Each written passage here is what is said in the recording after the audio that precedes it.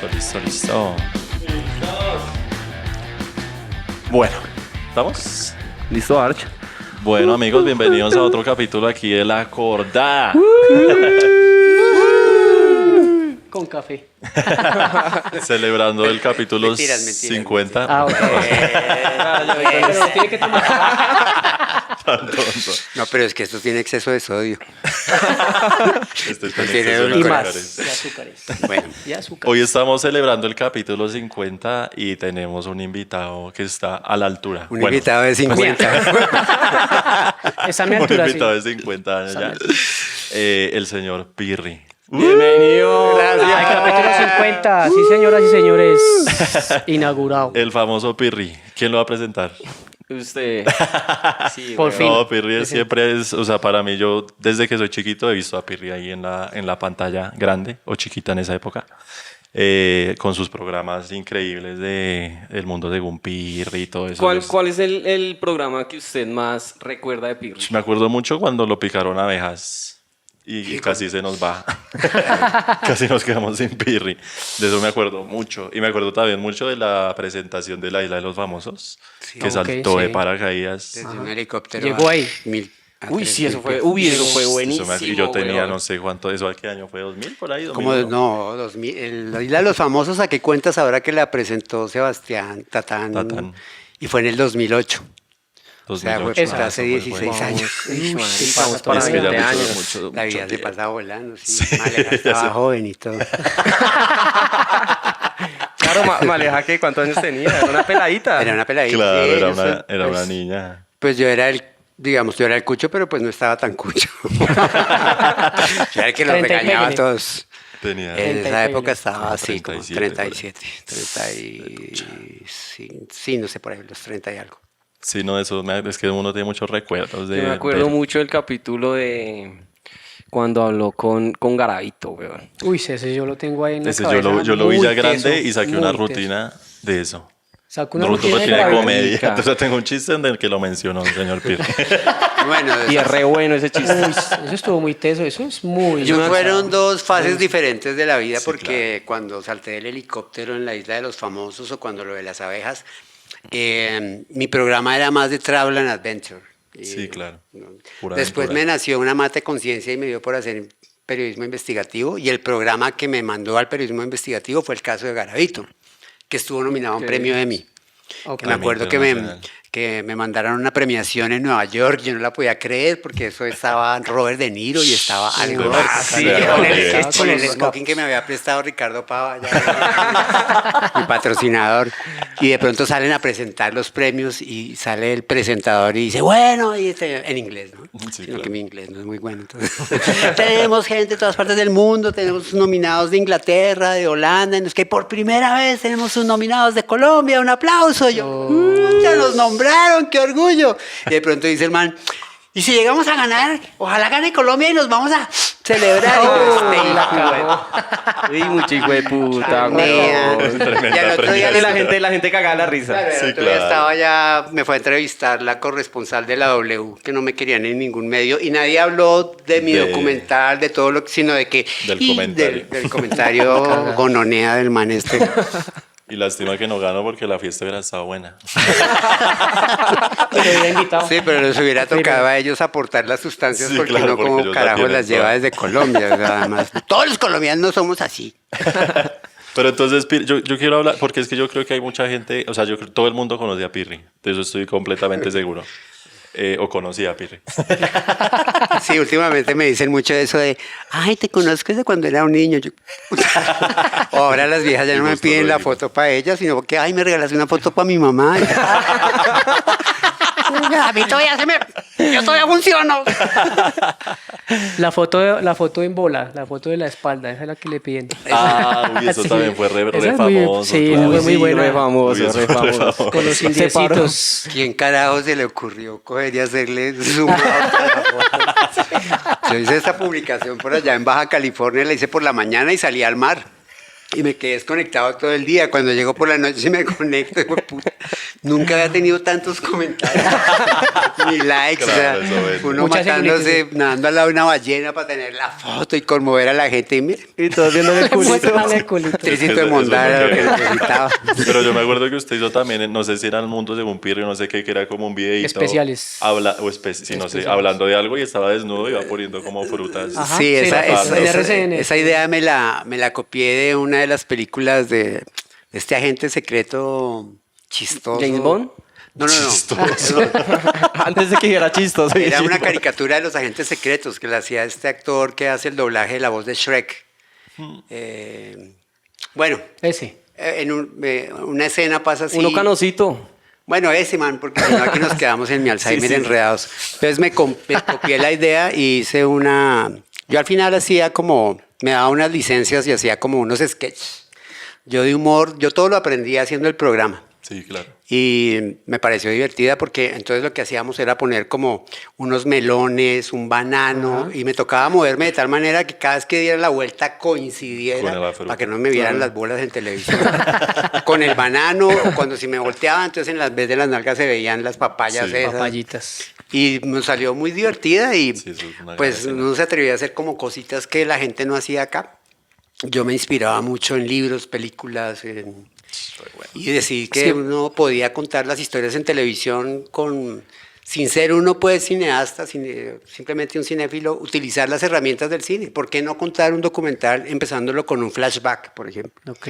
¿Por qué no generar una expectativa? Me inspiré mucho en los periodistas literarios como Truman Capote, porque me di cuenta que competía con un periodismo de miércoles que había en el otro canal, que era simplemente de ver sicariatos, crímenes claro, pasionales, el amarillismo. de revictimizar a la gente.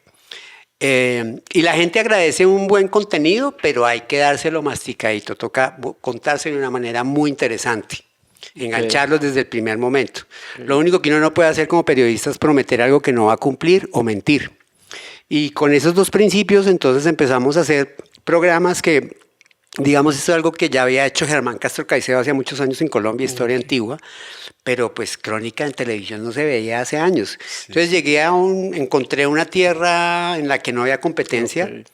Me decían el mejor cronista del país, yo no sabía ni qué era una crónica, me tocó empezar a leer para decir, sí, soy así la cronista, aprendió. hago crónicas.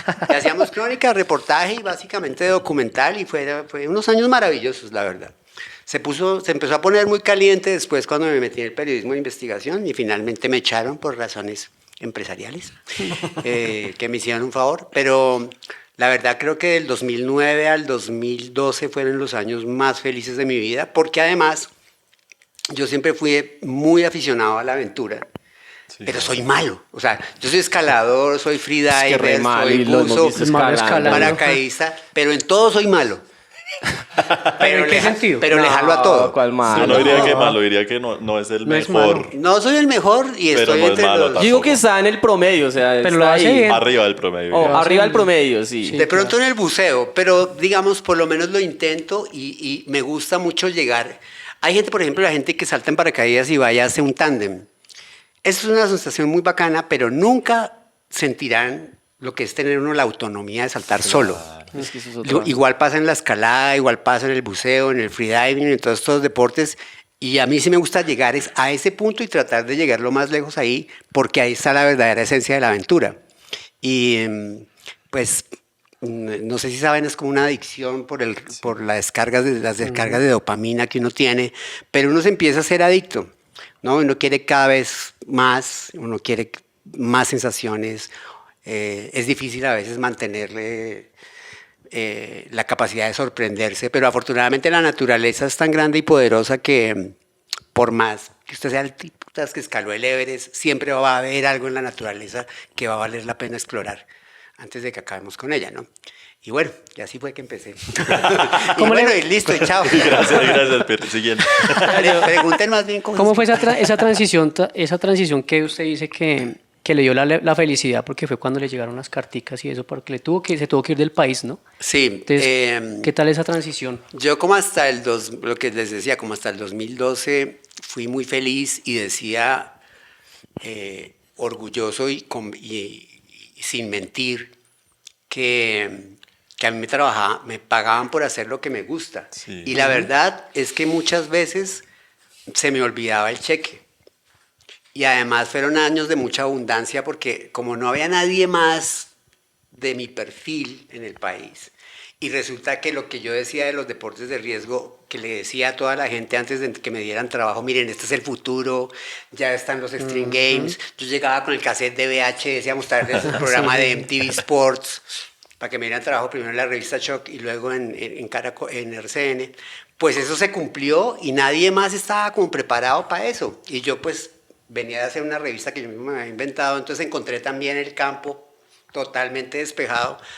Entonces todas las marcas me apoyaban, Red Bull me invitaba a cuanta cosa tenía, y eso hacía que el programa pudiera ser muy versátil, porque tampoco tenía mucho presupuesto. Pero de pronto la gente empezó a ver un programa que hoy era en Marruecos, dentro de 8 días era en Australia, después era en Nueva Zelanda, con un man haciendo unas vainas que ni se imaginaban que se podían hacer. Yo hice los saltos de bungee más altos del mundo, me fui a buscar unas eso, me vainas, Dios encantaba. mío. Me colgué una vez del cuero. Ah, los ganchos Yo esos. quería- No, uy, marica, es no, que hizo muchas pues, cosas locas. Pero la aventura, esa aventura bacanísima de cuando estuvo en el volcán, uy, eso sí Aunque es, eso fue ya sí Eso es fue de ya más locos, reciente. weón. Eso es algo que tengo guardado que ni siquiera lo he podido editar porque no he encontrado un sponsor, pero eso fue después del programa. Pero ¿De bueno, Vanuatu? ¿Vanuatu es que se llama? Eso, uno en Vanuatu En el y otro Pacífico, en el ¿sí? Congo, en el Ok. volcán que se llama el Niñarongo, Ok. que tiene el lago de lava más grande del mundo. Pero para contestar tu pregunta, todos esos años fueron fantásticos, hasta yo quería escalar en Yosemite y habíamos intentado con un equipo colombiano y llegamos, íbamos a empezar. ¿Quiénes? Estaba, uy, pucha, es que esa memoria mía. Bueno, listo. Pero eran los duros de la época. Digamos que con de pronto Fernando González. ¿o No, Esos locos, estaba. Rafael. No, Fernando no estaba, Rafa estaba. Juan Pablo Ruiz. No, Juan Pablo es de alta montaña, no de roca. Cuando fueron fue a Con él Aconcagua. fuimos a la Concagua y al Everest. Ujú, sí. Ay, no me pregunten qué es que Bueno, las hay. listo. Continúe. No importa, queda de tarea. Conseguimos un patrocinio y nos fuimos y iban a escalar el capitán, lo iba a puntear.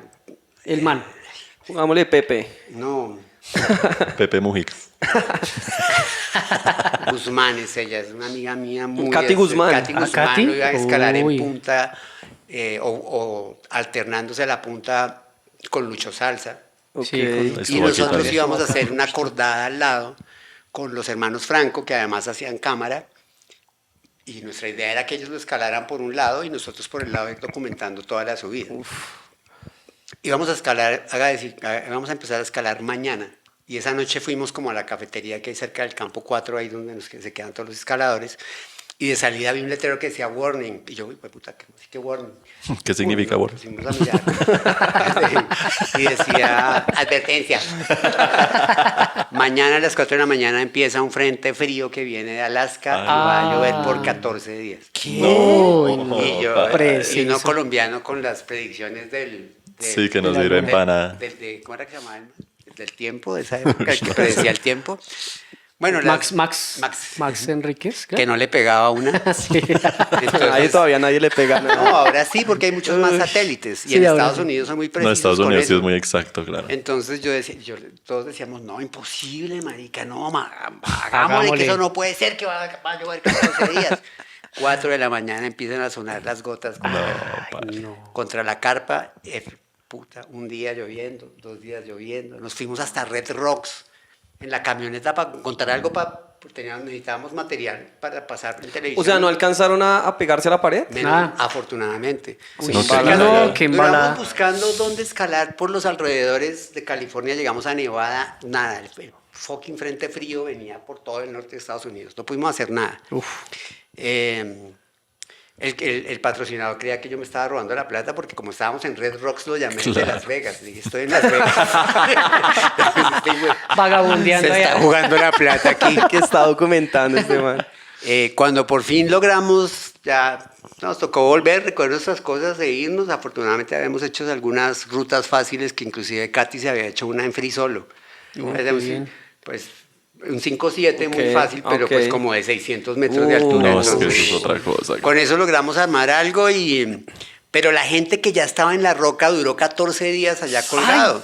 Y el día que nosotros llegamos estaban sacando dos japoneses que estaban haciendo la ruta en Flash. Los manes no llevaban sino la Nada. comida y los zapatos Del para bajar día. caminando. Los manes murieron Uy, allá de Uy, hipotermia. no, Ay, ¿se murieron los no, manes? Entonces O uno a sea, veces... ¿estaban acampando allá arriba? ¿Estaban allá No, colgados? ellos no iban a acampar, la estaban haciendo en Flash, la iban a Iban a hacer en un subir día. un libre. solo totas. Uy. Marica, y es que haya un rescate como le toca a los escaladores. Pues, digamos, las condiciones del clima los primeros días no permitían ni siquiera un rescate. Uf, no. Pues eso grave. tocaba en helicóptero, Sí, eso ay, tocó pero hasta paila. que dejó de llover y les tocó bajar Uy, en no, rapel. menos mal, ustedes no O sea que a la empezaron. larga uno... Una buena decisión. Fue un chepazo.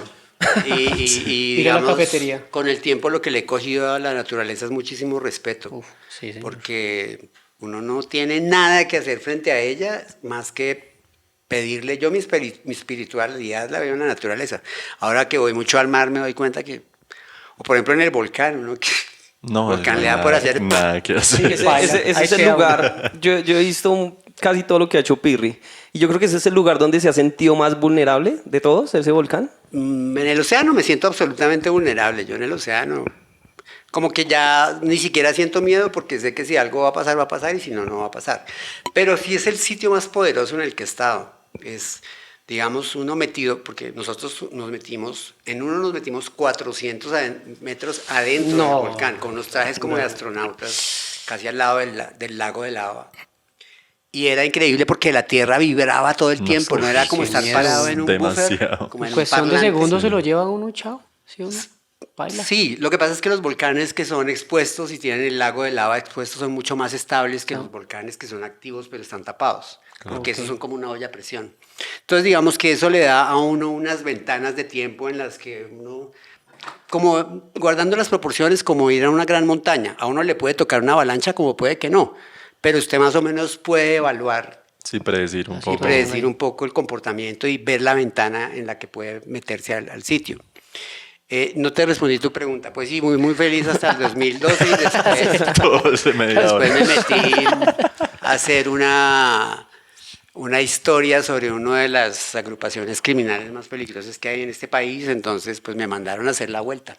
A mí ni me amenazaron. A mí me llegó un jueves por la tarde un man del CTI, el jefe de seguridad de RCN, y me dijeron, mire, que un tipo dio esta información a cambio de beneficios, a usted se le están organizando la vuelta desde la prisión de máxima seguridad de Valledupar. Qué susto. Entonces, de pronto le recomendaríamos que se eche un paseo y a las 7 de la mañana el otro día estaba cogiendo un avión, me fui para California, cerca de la casa de mi amigo Jonathan Flores, que ya murió. En paz, descanse. Sí, Creo Jonathan que es Flores. él, ¿no? Este man, ¿o no? Llegó a una No. zona de salto, paracaidismo, se llama Lodi, que eso es como el zona de paracaidismo para gamines y skaters. Ah, ¿sí?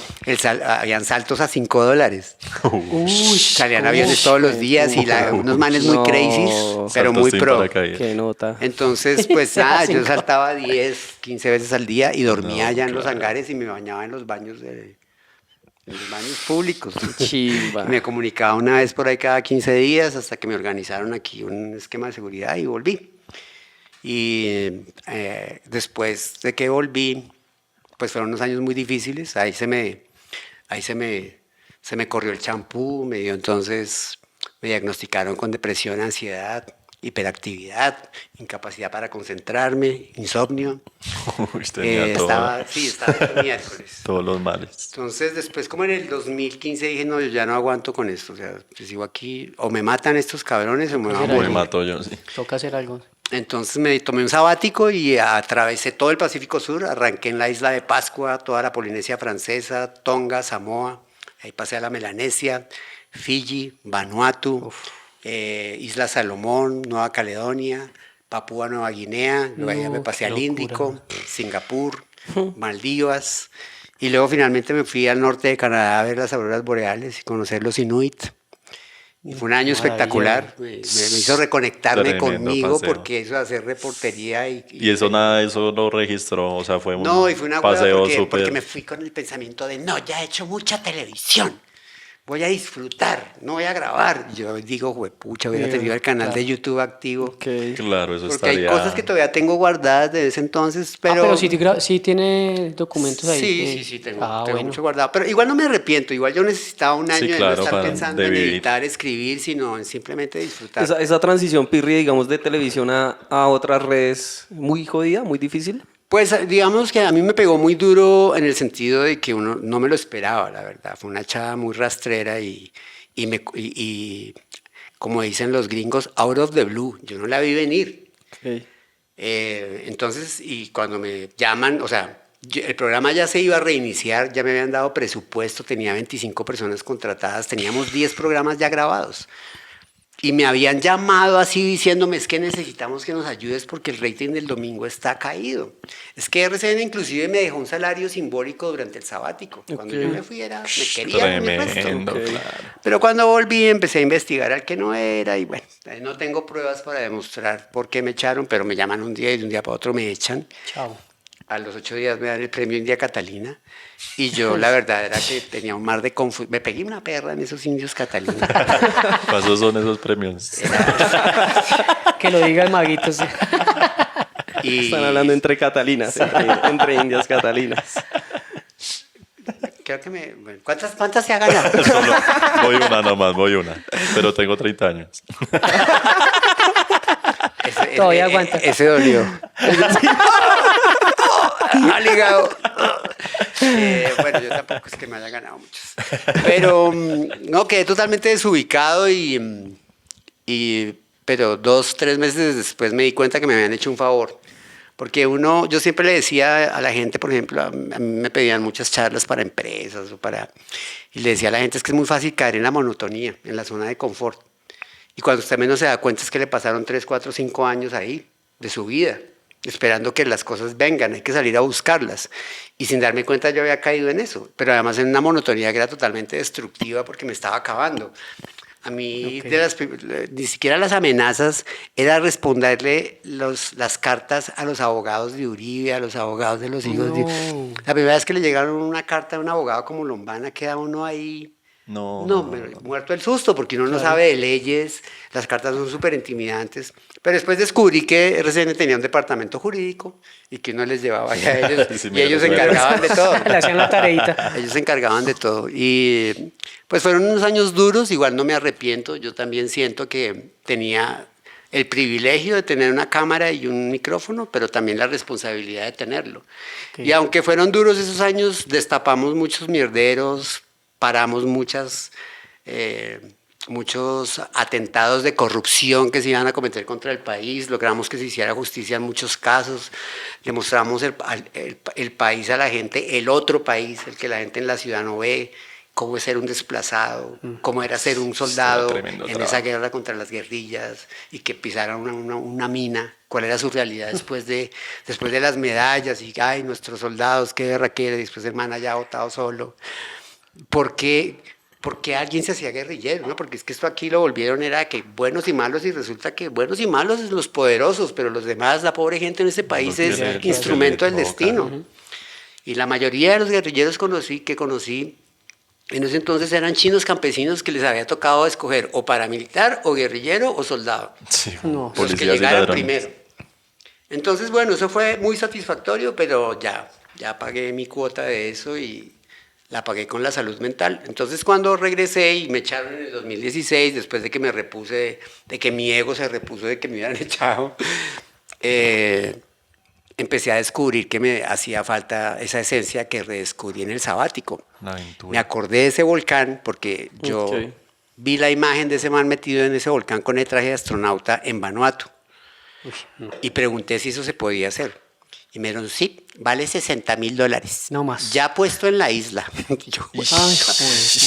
$60,000. Pero me obsesioné con el tema, me conseguí el correo electrónico del man, se llamaba Geoff Mackley. Fue es un documentalista neozelandés que hizo muchos programas de aventura en los 90s. El man ya estaba cucho. Él junto a un vulcanólogo alemán fueron los primeros en explorar ese volcán, porque ese volcán queda en una isla que queda en un país que nadie conoce, o sea, Vanuatu. Sí, Vanuatu queda en la miércoles, Ambrim, la isla del volcán, queda en la miércoles de Vanuatu. Y Miércoles de la allá miércoles. solo vive una tribu. Solo vive una ¿Y tribu. viven ahí cerca? ¿Ahí? No, viven abajo en la playa. A mí eso siempre me pareció muy bacano. Primero, ¿quién llega allá, no? El Sí, es primero que que llega son allá. lugares- Y ahora el primero que dice, y hay un volcán. Vamos Y se allá. puede meter al volcán. ¿Y cuántos estudios no tuvo Muy que locos. hacer la gente, obviamente, para No, poder los manes llegar allá? estudiaron ese volcán como por 10 años. claro. Y, Antes de meterse. Antes de meterse. Y para, es que claro, claro, mira, estaban obsesionados. Lo que dice Pirri, buscar el momento adecuado para que posiblemente no pase nada. Sí, digamos, uno era documentalista y otro vulcanólogo, y el vulcanólogo es súper clave ahí porque usted tiene que saber cuál es el comportamiento de un volcán, qué riesgos hay, qué gases son tóxicos, qué gases no son tóxicos. Uno no podía quedarse allá más de 10 días porque ese volcán tenía un microclima y por el azufre y los sulfuros, la lluvia que caía era ácida. Así es. Entonces a usted le duraba la carpa 10 días. O sea, ¿qué pasa con la lluvia así? ¿Así cae en la Qué carpa se áspero. derrite o algo así? No se derrite de una, pero se la empieza va comiendo. a O sea, deshacer. caía uno también, no sé. No, pues No, si le empieza a cae a corroer. uno, toca Baila. ir y limpiarse rapidito, echarse agua. No, eso es No, demasiado después como peligroso. que le caiga ácido sulfúrico, pero es ácido. Se ácido, quema ¿verdad? igual la piel. Era increíble. A veces, un día estábamos metidos adentro del volcán 400 metros abajo y yo no veía nada arriba y no caía una gota. Y me hablaba por radio mi productora después de 400 metros arriba. ¡Están bien! Y sonaba allá yo, ¿pero qué pasa allá arriba? Me dice, aquí está cayendo una tormenta eléctrica. Uy, no. Solo Y no se 400 veía metros nada. y no se veía y el agua no pasaba. Era como que... Una o el- capa que tenía se alcanzaba a invisible. evaporar. como sí. que el Que se viento va. la pasaba y la que lograba pasar se evaporaba antes de caer. Claro. Qué locura. Entonces, sí, la verdad es que... ¿Cuántos grados? El magma, la lava, perdón, magma es cuando no ha salido de la Tierra. La lava puede estar a 2300 grados No, centígrados, eso es una locura. pero es curioso porque uno está a 5 metros del borde y usted Y no tiene está frío. tan- Uy, Sí. muy Está raro. con Qué chaqueta, locura. casco. Si ustedes ven todos los videos que he publicado, yo siempre estoy abrigado. Pero yo Muy pensé que rara eso esa era vaina. por, Qué pues, por locura, evitar por la algún- protección. Lo que pasa es que es como que el lago de lava, digamos, es este y como que proyecta el calor así, como una lámpara. Ah, ok. Entonces, inclusive se puede quemar más fácil usted por aquí arriba ok. que aquí Queda al lado. pegadito. Uy, Pero raro. había como una raya imaginaria donde usted daba un paso y ya se le chamuscaba el pelo. Entonces ahí nos Juepucha. tocaba ponernos los trajes esos de fundición. Y la lava también como que a veces subía y bajaba de nivel. En el de Ambrim, en el primero, cuando yo llegué abajo, la lava estaba súper abajo, yo ni traje ni nada. Cuando me fui a acercar otra vez a grabar, yo... Uy, las pestañas y era que, claro, se había subido una cantidad. Qué susto. Y no, pues a mí la verdad, ya como que estando allá estaba como tan tratando de que mi mente procesara tanta información que miedo no tenía. Y yo siento que era algo tan nuevo para mi cerebro que yo vine como a interiorizarlo como 2 días después de que me bajé del volcán. Yo allá ¿Qué entraba y hacía como allá? veía, bueno, ¿qué hago? Pues la tomo así, me asomo, como, ¿qué hay que hacer? Como, ¿cuál es el protocolo dentro de un volcán? Pero después cuando ya terminé y estaba empacando y me fui a despedir de estos manes y tal, después me ataqué a llorar y es como que mi cerebro por fin como que Procesó pudo todo. procesar todo. Yo, puta, estaba metido en un volcán. Qué locura. Y hay una cosa interesante de los volcanes y es que la única fuerza de la naturaleza que podría extinguir a la raza humana son los volcanes. Ni la inundación por los océanos, ni los tsunamis, Un terremoto. ni siquiera un grandísimo terremoto. No. No, O sea, la- un volcán sí. O sea, esos manes se conectan la explosión internamente. de un megavolcán sería el equivalente a la Claro, caída es de que un es- meteorito como el que acabó con los dinosaurios. Y nosotros no nos damos cuenta, y me encanta porque todos nosotros decimos tierra firme. Oh. Tierra firme, ¿no? Y plana. ahí Y estamos resulta debajo. que la cascarita en la que nosotros vivimos, en la cascarita donde están las placas tectónicas, que ahí está el océano, las está montañas, todo. el Everest, todo, tiene 30 kilómetros. De ahí para abajo hay miles y miles de kilómetros de roca fundida y magma. O sea que vivimos es en un crème brûlée. En un- Sí, claro. Una cascarita que flota, sí, tierra firme, pero en realidad vivimos en una placa tectónica que flota sobre ese magma y esa roca fundida, que se mueve, choca contra ella, etc. Y nosotros vivimos en el cinturón de fuego del Pacífico, que es alrededor toda la costa del Pacífico de América, Japón, Hawái, etc. Hasta allá. Ok, Eso forma un anillo donde está el 70% de los volcanes activos del mundo y donde están las zonas tectónicas de mayor riesgo de terremotos. Ahí yo digo, los seres humanos somos como las hormigas. Sí, Yo a veces estamos veo a- unas hormiguitas que están haciendo ahí o unas avispitas que están haciendo ahí su avisperito debajo de donde yo sé que se va a venir una cantidad de pobres hormigas, o sea, no se están haciendo eso. Y creen que están Nosotros re bien, estamos que Igual, están no- seguras. igual nosotros, nosotros creemos que- nuestros edificios antisísmicos No, es una estalladita de esas, chao. y- todo. sí. Chao. Hay que aprender mucho. Pero de la igual naturaleza. eso es como lo bacano de la aventura porque uno siempre entiende eso con la naturaleza, ¿no? En la montaña, bueno, yo no he buceado, en el mar, claro. pero ustedes me dicen que ahí también se siente esa sensación de vulnerabilidad, como que uno entiende. De que uno no es ni mierda. Sí, de que es uno es nada. re insignificante. Pero la mayoría de nosotros pensamos es lo contrario, ¿no? Que somos el putas y somos los que Pues dominamos. partiendo de que religiosamente nos educaron para pensar que somos unos privilegiados hechos a imagen y semejanza de quien sea que es Dios. Y eso no solo nos hace arrogantes, sino nos hace irrespetuosos de las demás criaturas con las que compartimos el planeta. Nosotros, el ser humano en medio de ese homocentrismo, como se llame, se adjudica palabras como conquisté el Everest. Ok. Conquistamos Claro, es el una- Polo Norte, conquistamos el Polo Sur, no conquistamos ni miércoles, llegamos allá. Sí, eso Nos está dejó. ahí. Esa nos dejó.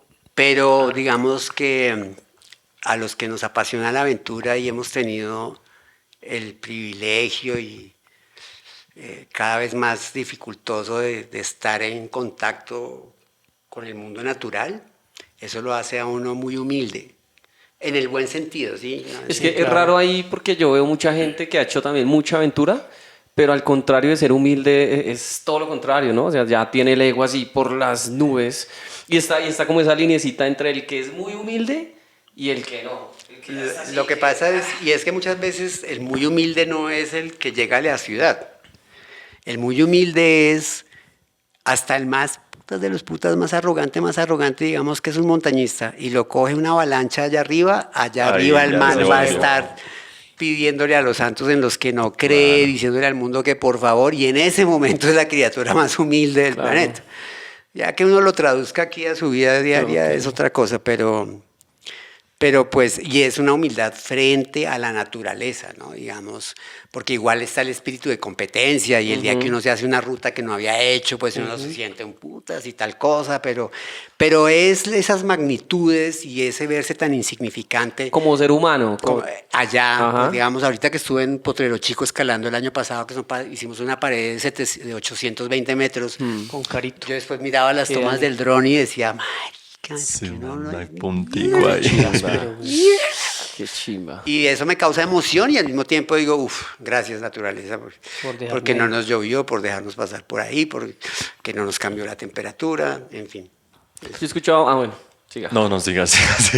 Ahora que Creo fue, güey. que su abuelita fue la que lo metió en todo ese tema porque leían mucho, ¿no? O sea, ella es muy buena lectora, tú también. Es que porque fumaba marihuana.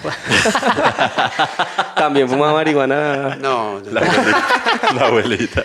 Yo le enseñé. Mi abuela sí es, además después de mi mamá, la mujer más importante en mi vida. Sí, o sea, mi abuela y un par de tíos o sea, mi abuela conoció 160 países.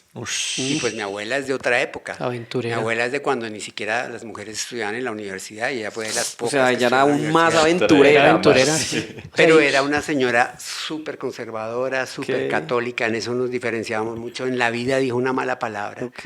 Le podía imputar que me dijeran pirri, que llegara con el piercing. No, eso le fastidiaba. Pero desde cuando era muy niño, en la prehistoria en Tunja, cuando solo habían 2 canales de televisión que funcionaban La como prehistoria. de 12 a 2 de la tarde y desde las 4 de la tarde hasta las 10 de la noche, eso era todo lo que uno tenía.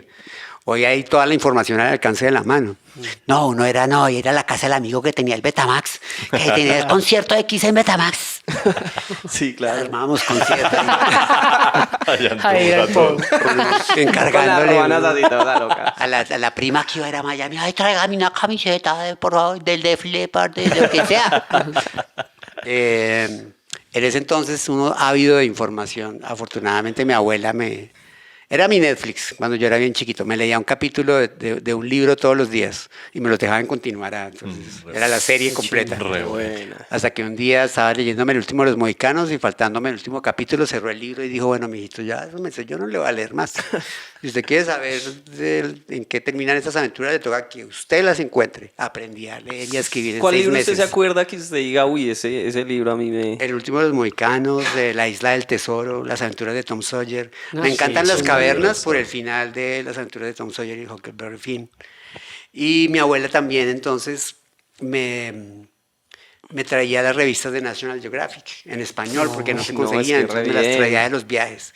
Entonces me apasionaba todo lo de las montañas y me parecía imposible. De niño me parecía como, uff, maravilloso. Me lo soñaba como lo sueñan los niños, ¿no? Como que para mí soñar con llegar a la punta del Everest era el equivalente a soñar con ser Superman. Claro, un superhéroe era yo. Una parte de mí me decía, bueno, sí es un sueño, pero pues eso No es pasa. posible. no se puede. Y bueno, después de muchas cosas, porque en la educación del colegio lo que me enseñaron fue a no soñar, ya que tenía era que hacer lo que me dijeran cuando me dijeran, y a no tener sueños, y a que usted lo que tiene que ser es doctor. Hasta que en la universidad un día con el brazo metido entre el culo de una vaca dije, no, esto no es lo que yo... Esto no es lo que Zootecnia. yo- Zootecnia, zootecnia. sí, No, esto no es a lo que me quiero dedicar el resto de mi vida.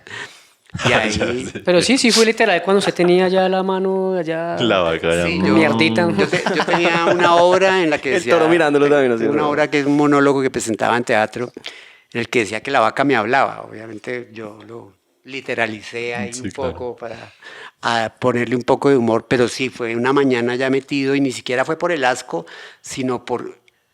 Esa pobre vaca la estábamos violando 35 estudiantes, Bueno. porque era una vaca para que todos estudiaran. Para aprender, sí. Yo decía, esto no es posible, o sea, ese pobre animal ya no me podía tener parado y yo siento como que miré la vaquita antes de meterle el brazo por allá y la vaca me miró como, "Hijo de puta, otro". ¿Qué está haciendo? Y dije, no, pues esta no es la relación que yo quiero con él. Yo no soy vegano ni me voy a ningún extremo, pero tampoco, o sea, digamos. Sí, es que ahí. Pero Y ese día tomó la decisión de decir yo... no, pues ese día sí. tomé la decisión de decirle a mi mamá que no quería estudiar más eso. Y mi mamá me dijo, pero le faltan 3 semestres. Entonces, y terminé la carrera y me regalaron una especialización porque era muy juicioso. Año y medio. En vacas. En reproducción de cerdos. O sea, luego me tocaba lo mismo que con las cerditas. Me tocaba jalarle el caucho a un marrano, güey. Para inseminar, Para ¿no? hacer la toma No. de semen y luego No. inseminar las marranas. No, qué Año y trabajo medio tan más. horrible. Casi no salgo de ahí y después duré como 8 años de mi vida tratando de encontrarme y de encontrar mi vocación. Yo, o sea, ya Pero, sabía- pero ya desde un principio Pirri ya estaba pensando en qué hacer, o sea, qué quiero hacer con mi vida, que me no guste tenía ni o idea. todavía nada. No Duró tenía unos ni 8 idea. años ahí. O sea, yo alguna vez soñé que quería ser director de cine, pero la carrera ni existía. Y luego cuando pusieron la universidad, yo decía, ay, si pudiera salirme de mi carrera y estudiar allá. Pero no tenía con qué, ni tenía el valor, la verdad. Yo también soy muy inseguro y a mí me soltaron aquí de 16 años en Bogotá. Era un puro chino montañero, miedoso aquí, le tenía miedo a todo, a la gente, a todo. Pero ya después como que lo único que tenía seguro es que me encantaba la aventura y que no quería ser zootecnista. Y cuando nació el experimento de hacer la revista Sin Límites, con 2 amigos míos que fueron los de la idea, que eran 2 diseñadores skaters de la Javeriana, Nicolás y Eduardo, pues me invitaron a ser parte del experimento y pues no teníamos, éramos solo los 3, entonces me tocó aprender a tomar fotos y a mí me encantaba lo audiovisual, pero nunca había cogido una cámara, entonces cogí un amigo que había estudiado fotografía y le dije, enséñeme lo básico, me compré una Nikon y aprenda solo. En esa época tomaba fotos para cromos y para shock, entonces yo iba y pedía, digamos, tenía que hacer un reportaje gráfico sobre parapentismo en Bucaramanga, Los rollitos. que uno pedía un rollo. Entonces yo, deme 5 rollos. Y me tiraba los 5 rollos de fotos porque como ahora uno puede mirar en el Claro, en monitor esa cómo quedó la época foto, en era- esa época era uno con el asa, la velocidad, y luego en el revelado veía uno si le había pegado o no le había pegado. Y así aprendí a tomar fotos y después terminé haciendo las fotos de moda y de las portadas de Shock. Tenía una sección en Shock que se llamaba Shock Sports. Pero ahí en ese momento ya usted dice, uy, acá... Ya empecé a soñar ya que por ese lado era, porque además me empezó a gustar escribir los artículos, ¿no? Y me encantaba abrir la revista y salía mi fotico, decía director editorial. Me sentía súper importante. Y que me leyeran 5 gatos o que llegara, después iba a cubrir una nota de parapente, de parapente o Y de ahí ya le skate, pagaban, ahí lo que ya- fuera. Pues la revista nos tenía que pagar según la pauta que vendiéramos. Ok. Y en la primera etapa, pues obviamente no ganábamos ni miércoles y nos quebramos. Uf, Yo me acuerdo los tres reunidos en Salchichas del Bohemio de la 15 y yo no tenía ni plata para el bus. Y estos manes debían la plata que les había prestado. No, estábamos en la ¿Y inmunda. ustedes en ese momento tenían alguna referencia de algo o simplemente estaban ahí, digamos, habían visto en Estados Unidos algo parecido en otro lado o no, nada? MTV Sports. Ah, ok. Y bueno, estos manes sí, porque eran skaters y sí había muchas revistas de skaters. Pues digamos que yo había visto Rock and Ice y ese tipo de revistas como de montaña. Podrían haber sido nuestras referencias. A mi mayor referencia era MTV Sports, que era del MTV Anglo. Y pues cuando la vimos ya totalmente perdida, nosotros le habíamos hecho una nota a unos parapentistas en Bucaramanga y resultó que todos los manes tenían plata.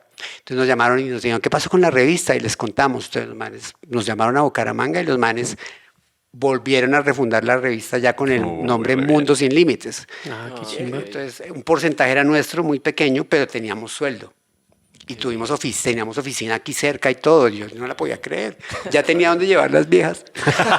Porque es que al cuarto del apartamento...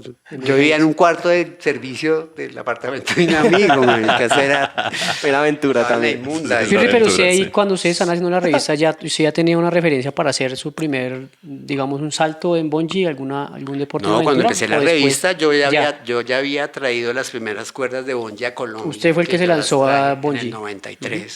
Ya había hecho paracaidismo, ya escalaba desde el 88, Es 89. que eso es hace mucho tiempo. Y ya había hecho algunos buceos. Pero ese primer salto de bungee, ¿dónde fue que fue? ¿Aquí en Cundinamarca o fue en Bucaramanga? El primer salto fue en Lake Tahoe, California, con Ok. unos manes de una vaina que se llamaba Extreme Bungee, Airgasm, unos gringos muy Tesos. locos. Tesos, pero muy locos. o sea, Sí, sí. Uy, demasiado, sí. Nos trajimos un man de esos y después casi el man descubrió que el perico era 5.000 pesos en Colombia. y casi No, podemos. se volvió loco. parce. No, marica, El no. verdadero bungee. Fue una pesadilla, casi no podemos salir de él. Ush, no, Pero el primer salto aquí en Colombia lo hicimos en el Cisga. Ok. Y allí en el Cisga duramos como un mes, porque como eso era tan nuevo, ni la policía sabía qué decirnos, nadie sabía qué permiso había que Nadie pedir. entendía. Podía molestar. Y nosotros, cual Shakira, era facture, mijito. Ah, ¿sí? En esa época cobrábamos como 40.000 pesos.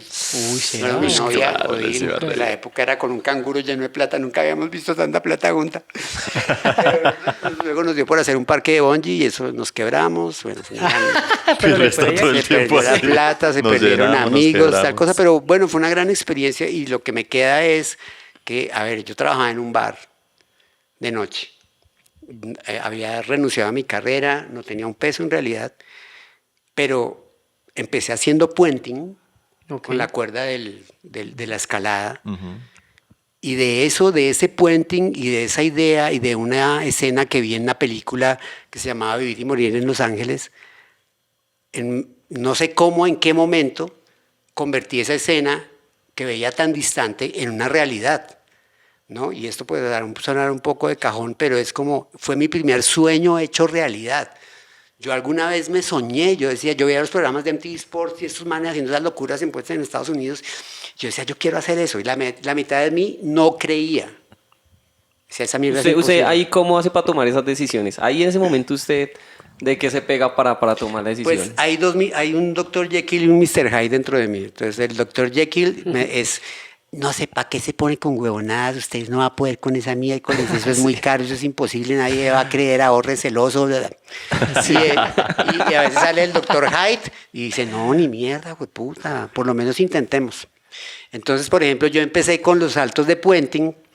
Y el día que los hicimos por primera vez, que yo fui el crash test dummy, porque nadie más hacía test. Qué susto. Pero bueno, igual uno sabe cuánto aguanta una cuerda Claro, de pero igual. escalada. Pero igual la decisión es Siempre difícil. está la Pero medida. primero mandamos un morral como con el mismo peso. Pero ese primer salto fue No, Uy, tal claro. vez el mejor de mi vida, porque ese pasito. Y la gente empezaba, entonces íbamos cada 8 días. ¿Se lanzó o lo empujaron? No, me lancé. Hijo de pucha. No, empujado. Más fuerte ahí. Nosotros No, hablamos hace más poquito fuerte ahí. de esa toma de decisiones, ¿no? Sí. ¿Dónde sale eso? O sea, porque hay unas personas más arriesgadas y otras no. No sé, yo creo que va en el tipo de personalidad y hay gente que es muy arriesgada para los negocios, hay gente Sí, que es son muy diferentes. arriesgada para robar del erario pues, muchos putas, yo no sería capaz. Uy, sí, claro, también va con la moral ahí. Ya hay gente, políticos. sí, ¿no? Digamos, no sé, no sé, yo creo que el concepto del miedo y de las sensaciones, a mí me gustan las sensaciones, a mí me gusta experimentar. Y lo que más me atrae de un deporte es cuando veo generalmente un video de alguien haciéndolo. Lo que me imagino es qué se sentirá. Sí, que está sintiendo esa Eso me pasó en persona el ya. volcán, eso me pasó la primera vez que vi la foto de alguien al lado de una ballena o de un tiburón. Decía, ¿Qué será estar ahí? eso debe ser una chimba. Y nunca digo como, hay gente que yo les muestro videos con tiburones, ay, ¿no le da miedo? No. A mí lo que me parece impresionante placer. es que uno ve eso, pero una vez lo hace, o sea, uno sabe que la sensación va a ser muy, muy chimba.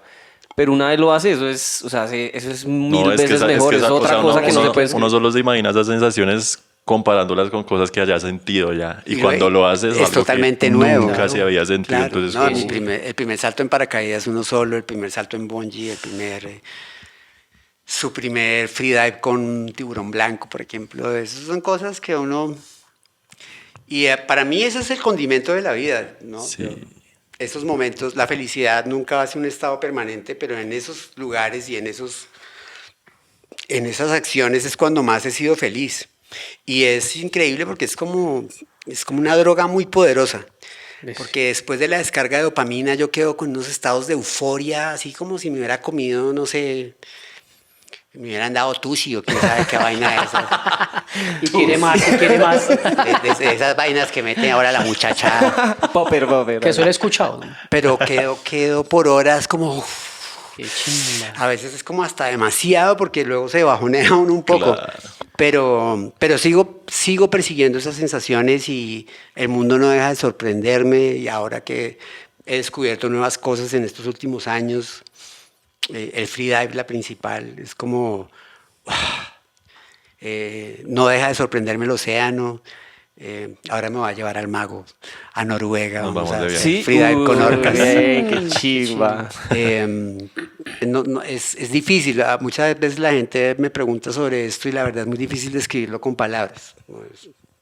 Mejor vivir. Trato a veces en mis contenidos, pero afortunadamente tengo las imágenes, porque me parece que las palabras son más bien adornos, son las imágenes las que dicen todo. E igual no se acercan a la realidad. O sea, Claro. se ve muy bonito, pero Pero nunca es lo Es Es mismo. que igual ahí, ¿no? nosotros, digamos que acá en Colombia la aventura no es una cultura. En otros países la aventura es un poquito más, ¿no? O sea, se acerca un poquito claro. más. Y crear ese chipcito y esa cultura de aventura es muy difícil. Y acá tenemos cómo hacerlo, ¿no? Porque acá hay muchas cosas. acá tenemos todos los Digamos, terrenos. Es triste decir, pues acá tenemos primero una biodiversidad y una variedad de climas y tenemos 2 océanos, una cantidad de cosas, pero pues de nuestra época de la colonia y nuestro mestizaje y nuestras cosas no... Algunas cosas que deberíamos haber heredado, por ejemplo, de los europeos no las heredamos, las cosas buenas, porque pues esos manes conquistaron y colonizaron el mundo por algo y era que el Son espíritu de aventureros. aventura era admirado Claro. y los exploradores y que salían a buscar, o sea, cuando pensaban que Claro.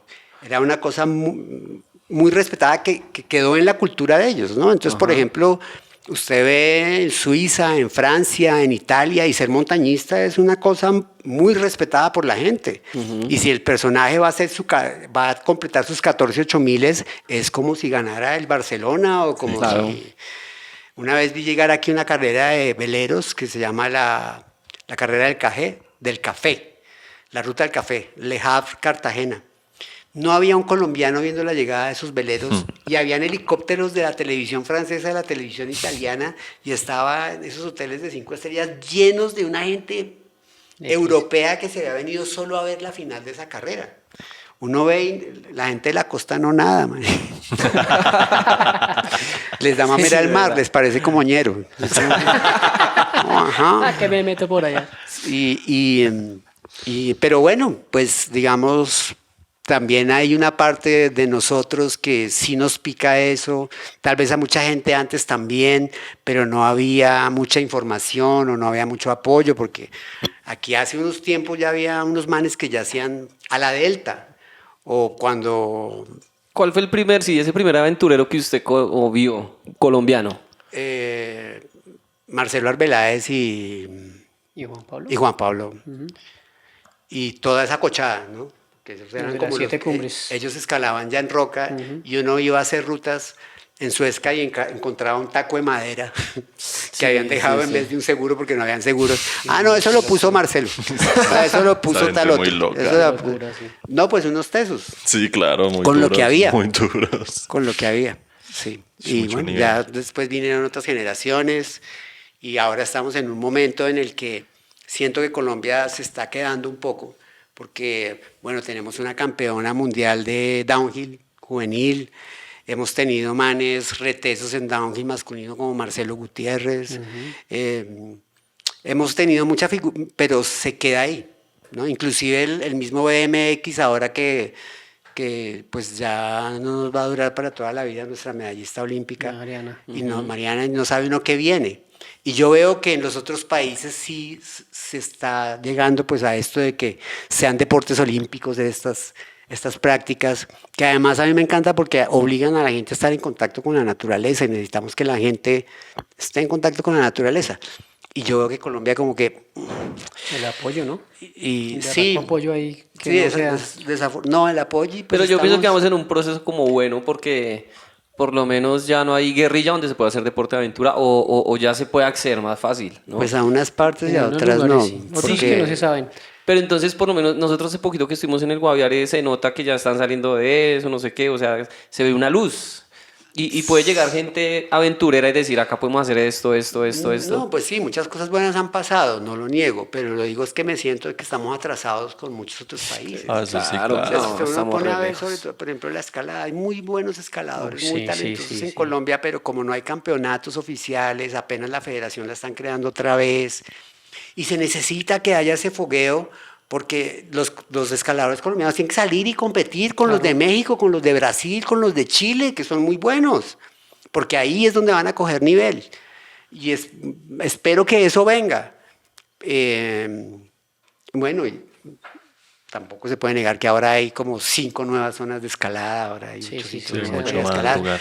Hay un progreso, pero creo que podríamos ir mucho mejor y ahí es donde uno necesita que alguien vuelva y convenza a las marcas de que eso es potencialmente Es que sí, hay una vaina toda rara ahí. que hay un potencial ahí. Porque es que, digamos, en Colombia las marcas se quedan, siempre van atrás. Y nuestras agencias de publicidad, entonces no dije esto. y sobre todo el cliente, son muy conservadores, entonces ellos no quieren arriesgar a hacer una vaina creativa, nueva. Sí, listo, vamos a hacer algo con quieren lo- Sofía lo Gómez que allá nadando con funcione ya. tiburones y que No se salga ese hecho una aventuran, no se crema. aventuran. Es que de alguna forma el que una marca que se meta en ese tema también tiene que arriesgar, o sea, también está Sí, es poniendo su un- componente es una aventura ahí. también. No es que las marcas no quieren gastar, es quieren lo que sirva y ya. A veces todo me tiene Pues que dar precisamente números. por el ya. desconocimiento, ¿no? Pero es Porque una no se quieren tristeza porque, arriesgar. porque igual no todos los productos está para que los venda una vieja pochecona ahí buena que dice... Sí, claro, Sí, es obvio. verdad. Sí, muy lindas ellas y yo también las veo y todo eso, pero es que hay productos que no son para estar ahí, pero no arriesgan, no... Pero veremos, no sé. Yo Pero ya- también hay una vaina rara porque se acuerda que hablábamos con Fernando González y él decía que, digamos, a ellos los patrocinaron para ir al Everest. Y llegó ya un no. punto, hay una generación que ya no, cuando se supone que debería ser al contrario, ya fueron, entonces los otros, listo, ya los apoyamos porque se sabe que hay algo. Y entonces, ¿qué hay qué? Pues porque pues, las marcas era el Everest, ¿no? Ya después usted venderle los 14 8000, la marca ya no sabe es que es nada. el Everest, porque es el más alto, que ni siquiera es el más difícil. Pero pues vaya usted, háblele del K2 o del Manaslu o del Nanga Parbat. Sí, ya no Ah, vende. Sí, digamos, O también puede ser que en esa época el Everest era otra cosa, ahorita ya es más comercial. Sí, también ¿no? el Everest era pues... Ya toca proponer otro tipo de aventura. claro, pero entonces también hay que buscar la manera de que la gente conozca que existen ese tipo de aventuras, porque usted pone en redes sociales, no, fulanito era el Manaslu. ¿Qué? ¿What? ¿Qué es qué? ¿Qué es eso? ¿Qué ¿El, es eso? el masmelo? Uy, sí, es que también es esa educación de... Pues exacto. precisamente es la falta del conocimiento, por eso es que nosotros intentamos darle a la gente las herramientas que aprendan para que sepan qué van a hacer. El deporte de aventura toca seguir dándolo a conocer, Sí, pero o- ese proceso de la federación, por ejemplo, de montaña y escalada, ya está rodando. dándose, ya está pero dándose. ¿por qué no apoyan la cuestión si saben Pero que Pirri, hay potencial muy bueno. Y por parte de Pirri, por el lado de Pirri Pero sería buenísimo. Pirri lo ve re difícil. Si Pirri lo ve difícil, ¿cómo será? Una Pues, berraca vaina así. Digamos, yo no quiero ser negativo y seguramente lo estoy viendo sesgado porque, claro, a mí cada vez me cuesta más conseguir apoyos para mis proyectos. La mayoría me los financio yo. Yo trabajo en otras cosas, a mí todavía me piden algunas charlas, me salen algunos clientes en red y yo trabajo para hacer mis viajes. Pero, por ejemplo, el último patrocinio que tuve, y fue un patrocinio parcial, que fue para el primer volcán, fue con Toto. Okay. Pero, digamos, ya cuando he querido hablar con ellos otra vez, no. Y las marcas también, por ejemplo, cada vez más las marcas que eran específicas de montaña o específicas están volcándose hacia el público en general. Al diario vivir. Porque es que ahí está la plata. Y entonces resulta que al público en general usted no le va a vender la chaqueta de plumas con la que se va al K2, usted le vende una para ir al Parque del 82, sí, que es la que más se vende. Entonces, yo soy un poco... A ver, sincero. Y yo no soy... Usted ya ha pasado por todo eso, entonces mi filosofía de vida es esperar lo mejor, pero prepararme para lo peor. Yo siempre que presento un proyecto estoy preparado para el no. Okay. Con eso si me dicen sí, es una ganancia. Sí, claro. Se pone más feliz ahí. No soy muy positivo, así decláralo y propóntelo y métele neurolingüística y repita, háblale al espejo. No, a mí no me funciona. A mí me funciona persistir, es lo que me ha funcionado en la vida, persistir. Y ahí sigo. Hay días que me levanto y digo, uy, cucho, ya no. Sí, es que yo siento que estaba en una época que ya toca como autogestionarse, como lo está haciendo, pero ya toca autogestionarse y uno mismo buscarse sus números, su plata, porque si las marcas ahorita no... Y está totalmente... los presupuestos ¿cómo se diría? Como que antes, digamos, las marcas solo tenían la televisión para pautar. Y entonces, si tenían 500 millones, los metían allá en comerciales. O sea, ya hay muchas opciones. O en revistas, o en vallas y ya. Ahora tienen un listado de 200.000 influencers que tienen desde 25.000 seguidores hasta 8 millones de seguidores. Entonces, es bueno, metámosle 100 millones a este man, metámosle 100 millones a estos 15. Y al final siento que ni siquiera logran llegar a donde quisieran llegar porque son tantos influencers y las redes sociales y el algoritmo trabaja tan a su manera que ni siquiera saben si su mensaje está llegando. Y las marcas le meten más a la gente que tiene como mejores números sin importar si está acorde con su... Pero yo también pienso que hay marcas de marcas. Hay marcas que le apuestan a ese tipo de contenido, pero otras que no, que le apuestan a un mejor contenido. Pero la cantidad de personas que siguen, por ejemplo, digamos, el Maguito, lo siguen 500 millones, un ejemplo, ¿no? Ay, el Mago está en la cresta de la ola. Está en su racha. Pero, por ejemplo, toda esa gente no le gusta, por ejemplo, ir a vivir esa aventura y no les gusta. Lo siguen porque pues hace humor y porque está en el medio, digamos, con Sánchez por la comedia. Pero es más aventurero y no toda la gente hace la aventura. Entonces, pues a todo mundo no le va a llegar el mismo mensaje. No, sí, claro. Pues, pero igual, digamos, el Mago tiene dos fuertes, uno que le gusta más tal vez que es la aventura, pero pues él sabe que ese no es su producto es el humor. Entonces, lo que usted dice, imagino que usted sacar todo de acá saca el humor para llevarle a la aventura. Sí. Lo mío era la aventura, el humor no me va muy bien. El humor también, ahí lo tiene, obvio. Pero la gente ya no me lo entiende y es que como ahora, ahora toca hacer todo políticamente correcto y... Pero es que yo digo que no, que... además usted votó por no sé quién. ¿Por qué votó usted? Estamos en un momento muy mamón. Pero Pirri, yo siempre lo he visto precisamente eso, que no es políticamente correcto. ¿Usted se siente que ahorita es más políticamente correcto? No, siento que ya no se puede dar papaya de nada, porque hace 8 años ya había redes, pero no habían oficinas de trolls pagadas por agencias de publicidad, por políticos, por marcas, para ver cómo lo ahogan a usted en mentiras y en calumnias si usted llega a meterse con ellos.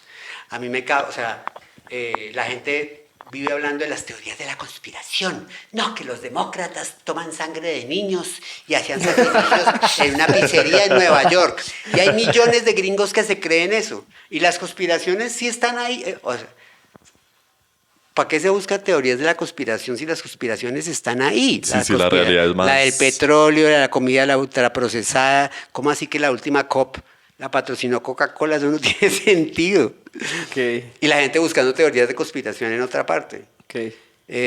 Pero en fin, estábamos hablando era de la aventura. Siempre nos pasa Eso lo también mismo. es aventura. Yo tengo unas preguntas puntuales. La primera es, ¿de dónde salió el nombre? Porque no se llama Pirri, no sé si sabían. Gustavo. Yo no sé Es de que dónde Gustavo. salió.